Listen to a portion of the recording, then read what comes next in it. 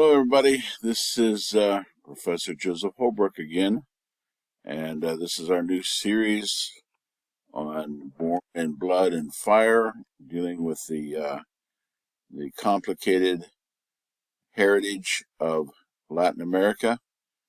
And today I want to take you on a tour of Latin America, giving you a quick overview of the geography and the countries, and start into we'll start into the substance of our overview next week, but today is a tour of Latin America. So let's just jump right in. So this is a tour of Latin America. It's taken from John Chastain's book, the fourth edition, Born in Blood and Fire, and we'll be reviewing this through the fall of 2023. So here we go. Despite their similarities, Latin American countries also contrast. A brief tour of the region will begin to reveal their distinctive profiles.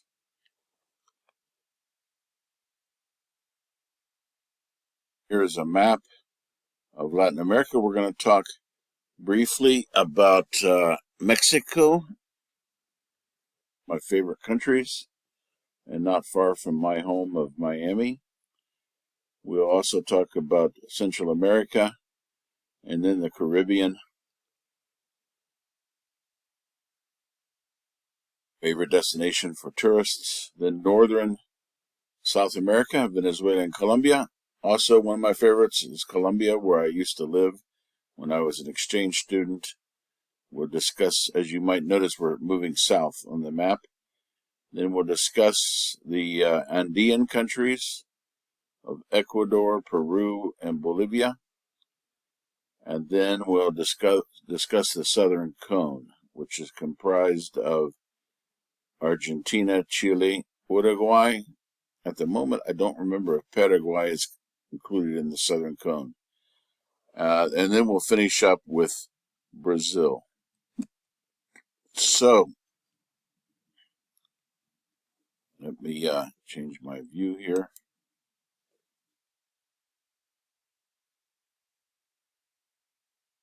So, beginning with Mexico.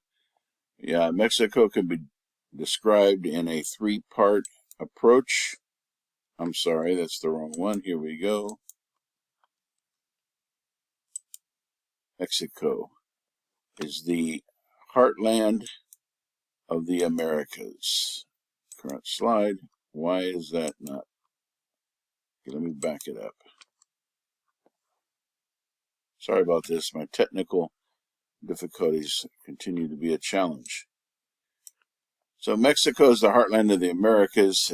In Spanish or in academic circles, it can be ancient Mexico can be referred to as Mesoamerica, which basically means Central America. It's one of the world's great centers of original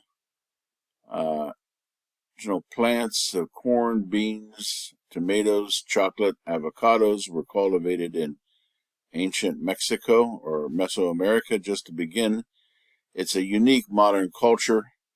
It stands out as a reminder of this ancient heritage, and it's such a land of contrasts and a colorful land, delightful people, a lot of demographic variety. So Central Mexico has always been the most densely populated location in the Americas. And if you go from north to south, the north is the most modern and prosperous part of Mexico. Silver mining was the first activity under the colonial period that was discovered primarily in Guanajuato. It drew more population to the north. Eventually, the main economic attractions of the region became associated with the United States. Railroads, mining enterprises, cattle, and eventually agriculture and manufacturing connected northern Mexico to its northern neighbor. The Central Highlands, broadly surrounding Mexico City, are the second region. Here there are high mountain plateaus. Waves produced waves of indigenous empire builders even before the Spanish arrived. One of two significant empires before the Spanish arrived was in central Mexico. The newcomers made it the center of their own colonizing project after they arrived. As a result, the population of the Central Highlands is in most places markedly mestizo, meaning a mixture of European and indigenous, primarily. Sometimes mestizo can also be used to mean a mixture of European and African. The country. Southern Mexico is the third region, is the most strongly indigenous today. It's especially the Yucatan is very indigenous in its influence, more from the Maya culture than the Aztecs. Therefore, it's also the area of the heaviest oppression politically, in terms of human rights and social rights. In Mexico, as everywhere else, the long-term legacy of oppression as poverty, indices of development in the south are the lowest of the country's three major regions. So here is Central America.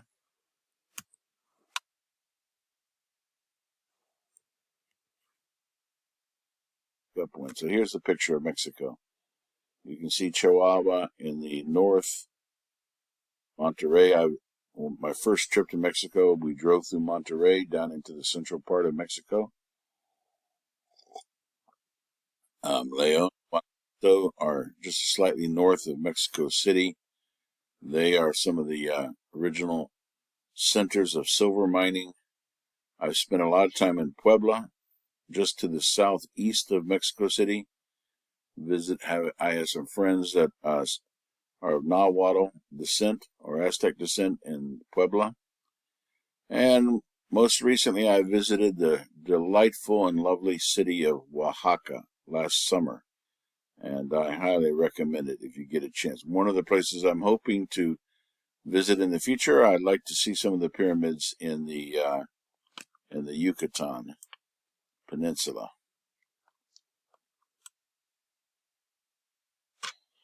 So, continuing south from Mexico, we find Guatemala, El Salvador, Honduras, Nicaragua, and Costa Rica. This is Central America.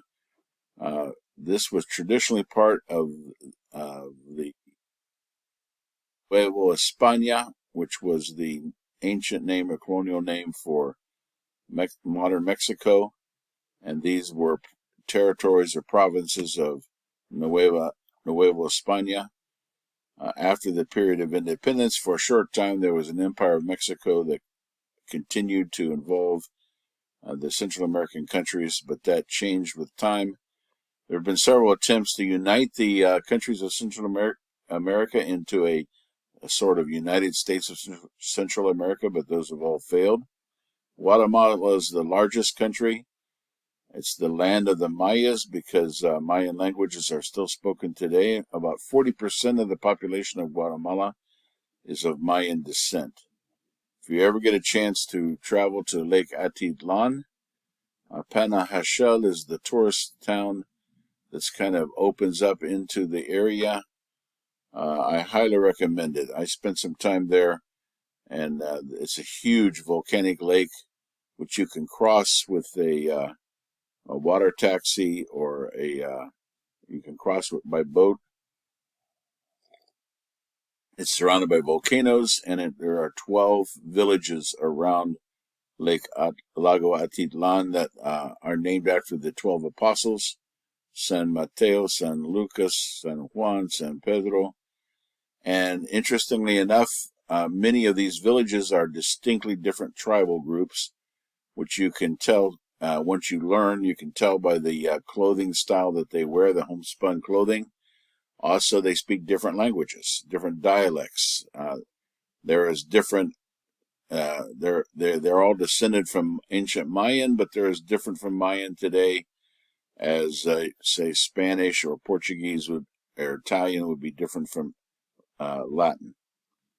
So I learned to say "uts cape" in one of the languages, which meant good coffee. El Salvador, I have not been to. It's a dense population. It's Guatemala's chief rival in colonial Central America. El Salvador became a liberal stronghold after independence, competing with the conservative stronghold in Guatemala. After 1870, El Salvador developed a dynamic economy. There's a troubled political history in El Salvador of elite oppression of the mass of El Salvadorans. If you're interested, I highly recommend the film Romero, a true story about Archbishop Oscar Romero, who lost his life during the El Salvadoran Civil War. Honduras is another country in Central America. I visited there once only, to my regret. I'd like to go back. Hondo means deep. Honduras is basically related to the idea of deep waters, referring to the Caribbean waters. The Spanish found some gold in the Honduran highlands during the colonial period, but not enough to make Honduras wealthy. Banana companies have dominated the economy of Honduras since the late 1800s, and it is basically its basic export are bananas. It also has the unfortunate fame of being the poorest country in the Western Hemisphere next to Haiti. Nicaragua has often been viewed as a potential site for an interoceanic canal. There's a Lake Nicaragua in the middle of the country.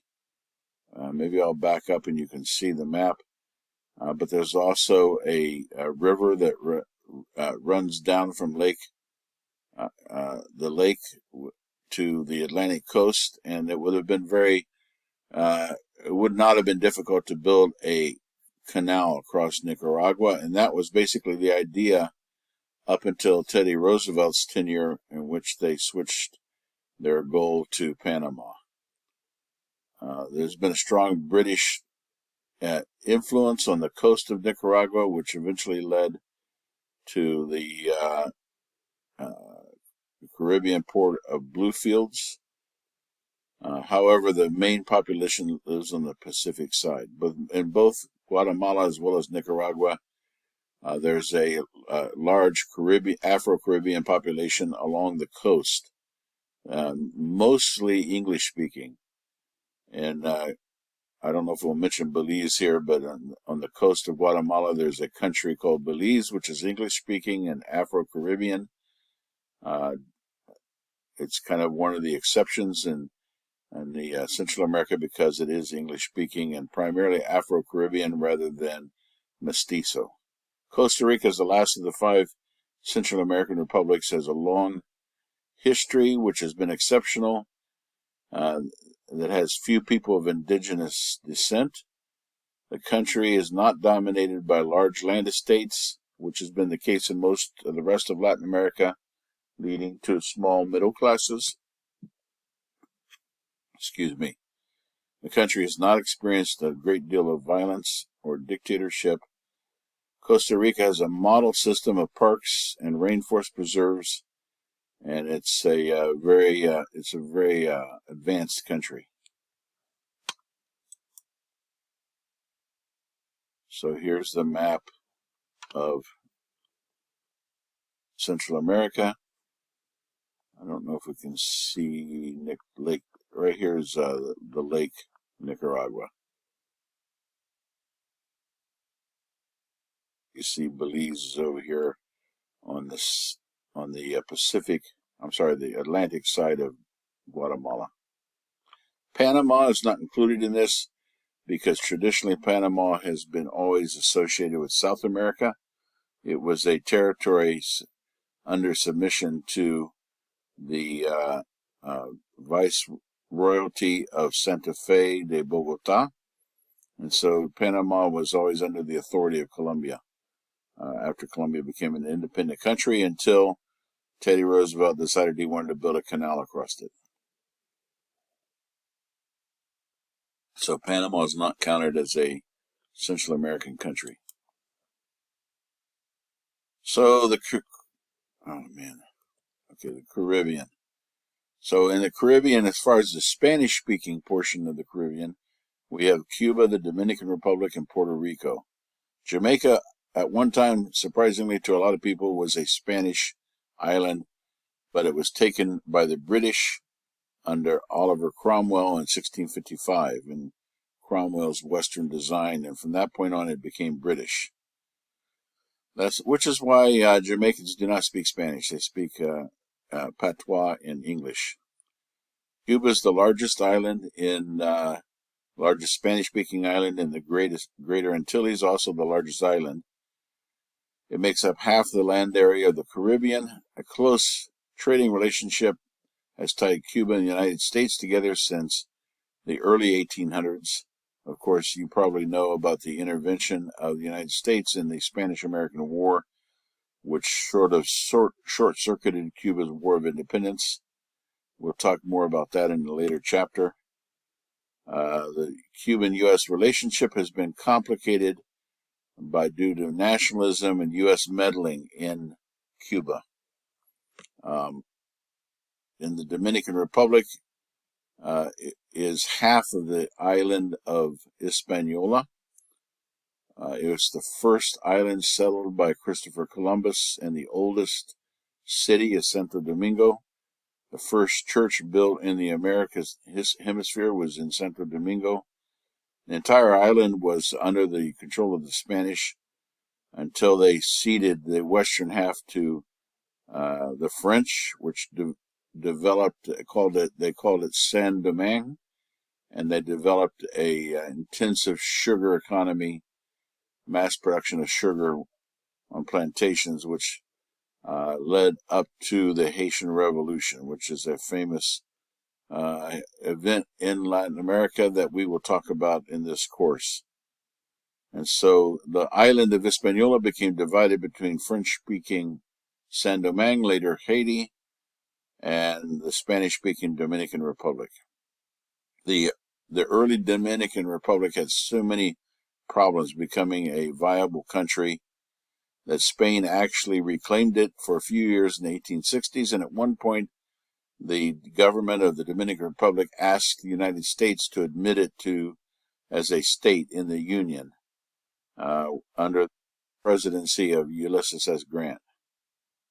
Puerto Rico is the last of the three Greater Antilles islands. It has a mountainous interior, steeply jumbled slopes, and which creates a considerable isolation, even across short distances. San Juan is the capital city and was a naval stronghold of Spain during the colonial period. And along with Cuba, Puerto Rico remained under Spanish control to the end of the 19th century until the Spanish-American War. And we see northern South America, which is comprised of Venezuela and Colombia. As I said earlier, Panama was historically part of Colombia. And then for a short time during the independence era, there was La Gran Colombia, attempt to form a larger national bloc composed of Venezuela, Colombia, Panama, which did not last. It fell apart. And I lived in Colombia for several years and absolutely fell in love with it. It's a very mountainous country. I would include it as an Andean country, although this tour puts it in a different category of northern South America. The Andean countries are found on the Pacific coast of South America, and of course, as their name implies, they are primarily mountainous, beginning with Ecuador, south of Colombia, north of Peru, and then Bolivia, which during the colonial period was known as Alto Peru, or the Peruvian highlands. And just to add here, we're going to get into this in next week or two, but Peru is the home of one of the most ancient cultures in human history, going back 10,000 years. Every bit as ancient and say as advanced in many ways as the ancient Egyptian culture or Mesopotamian. And a number of things were domesticated products, plant life. Potatoes were domesticated and cultivated in Peru, for example. And then you have dense population of indigenous farmers in Bolivia, which is a great heartland of South America. Bolivia's main indigenous language is Aymara, which is second only to Quechua. Quechua was the royal language, Incan language, which predominates in Peru and Ecuador. In Bolivia, it's Aymara. And there was a great silver mine in Potosi, which is located in Bolivia. It was an entire mountain almost made of solid silver. It was the richest place in all of Spain's global empire in the 1600s. This brings us to the southern cone, which is the southern part of South America, and it's comprised of Chile, the most prosperous country in Latin America, and then Argentina, which is in many ways the most European country due to heavy immigration from Italy and parts of Europe. It has a temperate climate similar to Chile's Central Valley and has been called a city and a nation because Buenos Aires is such an overpowering part of Argentina. Then we have Uruguay, which is a tiny republic just north of Buenos Aires, and it's a lot like Argentina, but it's separated and became independent as a buffer between Brazil and Argentina when they were fighting over land. The capital is Montevideo with an excellent natural harbor. It's a miniature Buenos Aires in its architecture. It also depends on export cattle raising and export of meat and beef, leather. They also had a tradition of gauchos, like the Argentine gauchos. And it's one of the most secular countries in Latin America, where religious practice is at a very low percentage. Paraguay is a unique country that's quite different. It's located above Uruguay, between Brazil, Argentina, and I guess you could say Uruguay, and Bolivia on the north. It has a very unique and colorful history. When it won its independence, it separated from Argentina and the other countries and basically closed its borders. It was under the rule of a series of caudillos or charismatic dictators. And unlike some of the other countries, it resisted the encroachment of economic liberalism and isolated itself from the global system and actually became one of the more prosperous countries in the early part of the 19th century. And then we'll talk about a disastrous war that it fought by itself against Brazil, Uruguay, and Argentina, and about that and how that affected Paraguay's history. Then there's Brazil. I got the wrong picture there, but I'll fix that the next time I present this. Brazil is a unified Portuguese America that did not split in the wake of independence. Partly because, let me see if I can pull it up on a different screen. Just a second. Yeah, here it is.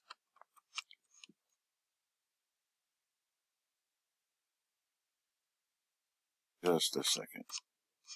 Okay, here's Brazil. So Brazil is a massive country, as big as the United States minus Alaska. And they speak Portuguese instead of Spanish. I teach a class on history of Brazil. I'll be teaching it in the spring if anyone's interested. Most of the Amazon basin is included as part of Brazil, which gives Brazil a unique position in the world of in the global world with the nations, family of nations. The Atlantic coast of Brazil is the most developed. These were the first parts of Brazil that were colonized by Portuguese settlers. Recife, Salvador, Bahia, Belo Horizonte is actually somewhat in the interior. Rio de Janeiro was the traditional capital of Brazil, and Sao Paulo in the south. I spent some time in Rio de Janeiro studying Portuguese, and I did some research for my dissertation in Sao Paulo. Beautiful country, as in contrast to Bolivia, Ecuador, Guatemala. Brazil is also very mestizo, or one might say mulatto, but it's a combination of Afro-Brazilians and Europeans or Portuguese. So there is a very dark part of the population of Brazil, but its descendants is from Africa. There's also plenty of descendants from the original indigenous inhabitants, but a much smaller population than the African descendant. And it's also had European immigration, as well as some immigration from Japan. So that's our tour of Latin America. That was a brief whirlwind trip from the Rio de Janeiro down to Patagonia, with a little detour through the Caribbean. And we didn't talk about the Guyanas or some of the other countries. Jamaica, obviously. There's debate about whether they're even really part of Latin America, since they're English speaking, or some of them are Dutch speaking. So we'll continue that next time. Thank you for your kind attention. Please leave comments if you'd like to ask questions. I'll be happy to get back to you, or contact me by email. And I hope to see you soon. Take care. Bye.